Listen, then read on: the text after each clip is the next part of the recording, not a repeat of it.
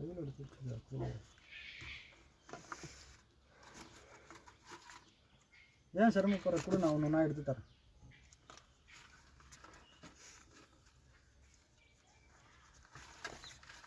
நம்ம 100 ரூபா முடிஞ்சிச்சு.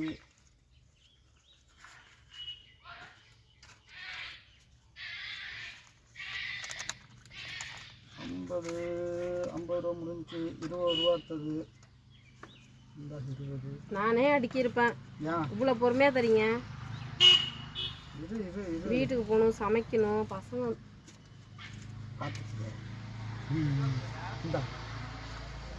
சரி சரி சரி. நான் எடுக்கலை, எதுவுமே எடுக்கலை.